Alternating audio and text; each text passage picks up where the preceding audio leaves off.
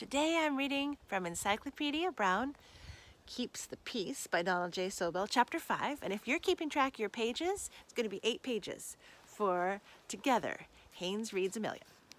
Chapter 5, The Case of the Wanted Man. I'm never going to shave. Encyclopedia glanced up from his book. Standing in the door of the Brown Detective Agency was 6-year-old Brian Horton. You're never going to shave? Asked Encyclopedia, pretending to be serious. But you must. Beards aren't allowed in 2nd grade.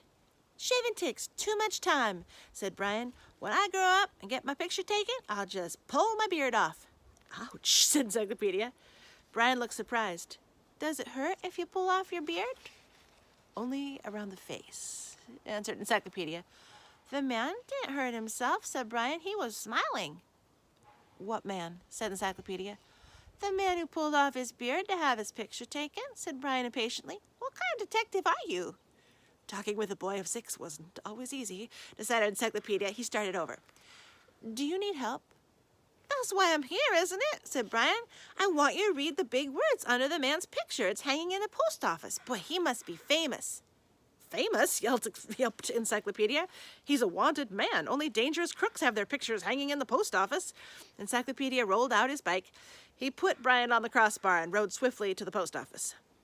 After I saw the man pull off his beard, my mom took me with her to mail a package, said Brian. She got awful sore when I played with the stamp machine. She made me stand over there. He pointed to a bulletin board on the post office wall. A bunch of small posters were tacked to one corner. That's him, said Brian. The one on top. Encyclopedia saw 2 photographs of a clean-shaven young man. One showed him full-faced, the other from the side. There were small pictures of each of his 10 fingerprints and a line of heavy type, wanted for armed hold-up. Encyclopedia read further. William Matson, alias Billy, Bill the Kid. Below this was smaller type, giving Matson's long criminal record. Wow, this is a case for Dad, exclaimed Encyclopedia. He telephoned his father at once, then he questioned Brian. He learned that Brian now lived at the Beach Hotel, which his father had just bought. That morning, Brian had seen the wanted man, William Matson, get into his car, pull off his beard, and drive away. He wasn't going to have his picture taken, explained Encyclopedia. This photograph was taken 3 years ago. See, there's the date. The beard was fake. He wore it so nobody would know it was him. When Chief Brown arrived at the post office, Encyclopedia repeated what he had learned. Matson must not have seen Brian, said Chief Brown. Otherwise, he would not have risked taking off his beard. It probably itched, so he took it off as soon as he could. Do you think he'll come back to the motel? Asked Encyclopedia. Little chance of that, replied Chief Brown, but perhaps he left a clue in his room that will tell us where he's going. Chief Brown returned to the patrol car. Encyclopedia did not see him again till dinner. Chief Brown finished his barley soup before bringing up the case. William Matson spent a week at the Beach Motel under the name Bill Martin. He paid his bill and drove to the airport. How did you find that out, Dad? Brian's father writes down the license plate number of everyone who stops at the motel, said Chief Brown. Matson's license began with an E, the letter given to all rented cars in the state. We traced the car to the airport branch of Easy Car Rental Service. Did Matson get on a plane? Asked Encyclopedia. Very likely, said Chief Brown. But he uses so many different names that he can't be traced as a passenger. Chief Brown took a slip of paper from his pocket before continuing. Brian's father overheard Matson talking on the pay telephone, said Chief Brown. He didn't hear much except the words, ticket to Moscow. Matson wrote several places on a pad in his room. He forgot that his pencil dug into the sheet beneath. I had the writing brought out. Chief Brown passed the paper to Encyclopedia. On it was written Moscow, Odessa, London, Paris, Palestine, Athens.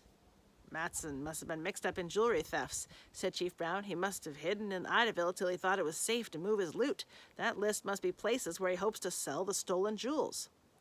Mrs. Brown picked up the piece of paper. She studied it for a long moment. It's a strange list, she said. 2 cities in Russia, Moscow and Odessa. Then look here. London is in England, Paris is in France, and Athens is in Greece, but he didn't list any city in Palestine. Well, that struck me as odd, too, said Chief Brown. I want Leroy to examine the list before I call Washington. I don't want the FBI to check planes landing overseas for nothing. Encyclopedia had closed his eyes.